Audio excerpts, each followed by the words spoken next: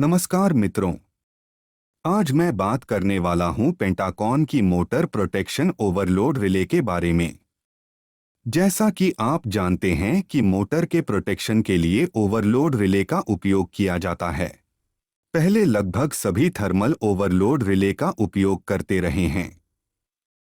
मुख्यतः इसका कारण है कि सभी का एक ही तरीके से काम करना और थर्मल ओवरलोड रिले की बहुतायत में उपलब्धता।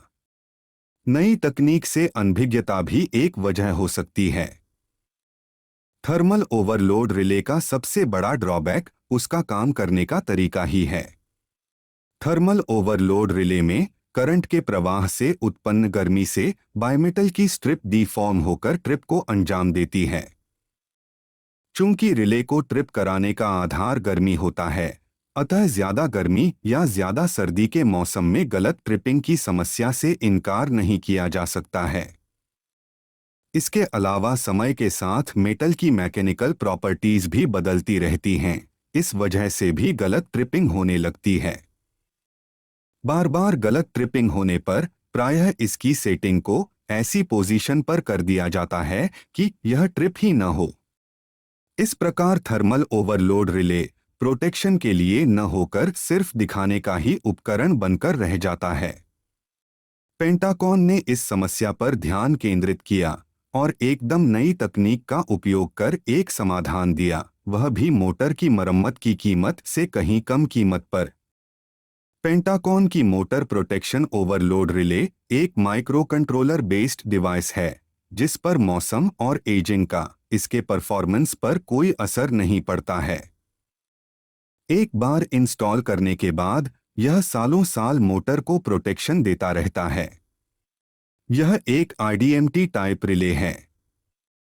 ट्रिप होने का समय सेट समय और लोड करंट का प्रतिलोम होता है। उदाहरण के लिए एक 40 एम्पियर का मोटर प्रोटेक्शन रिले लिया है। इसका ट्रिप करंट 20 एम्पियर और ट्रिप डिले 10 सेकंड के लिए सेट किया है।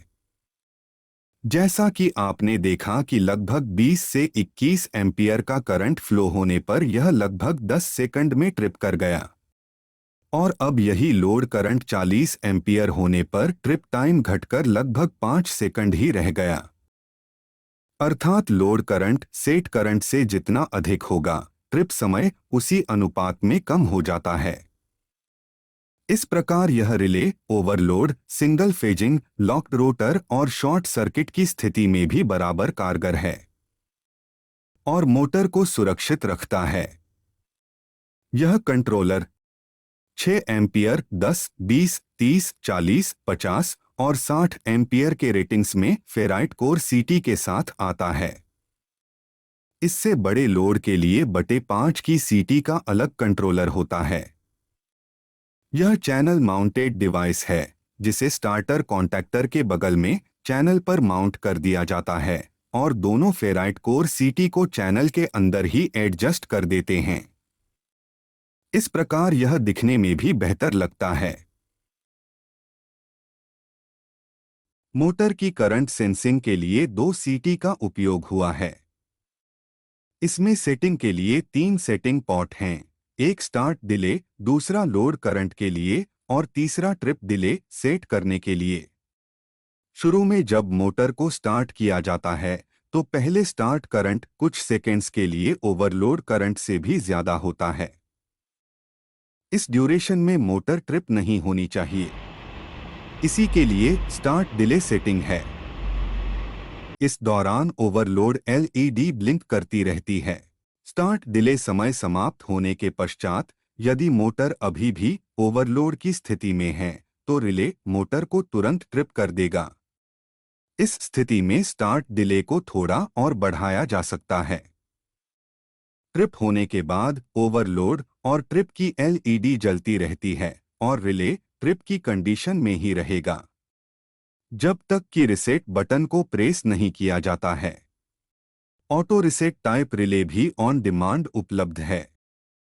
अगर रिलायबिलिटी की बात करें तो पेंटाकॉन की यह एक बहुत ही ज्यादा reliable motor protection overload relay है। इसे लगाने के बाद आज तक एक भी मोटर के जलने का रिकॉर्ड नहीं है। इसमें बहुत ही हाई क्वालिटी के कंपोनेंट्स का उपयोग किया गया है और हाईली क्वालिफाइड इंजीनियर्स द्वारा डिजाइन किया गया है। इसी क्रम में पेंटाकॉन ने एक और करंट मॉनिटरिंग रिले कुछ और एडिशनल फीचर्स के साथ लॉन्च किया है। यह 3 phase true RMS ampere meter और करंट मॉनिटरिंग रिले दोनों है। इसे अगले वीडियो में कवर करूंगा। धन्यवाद।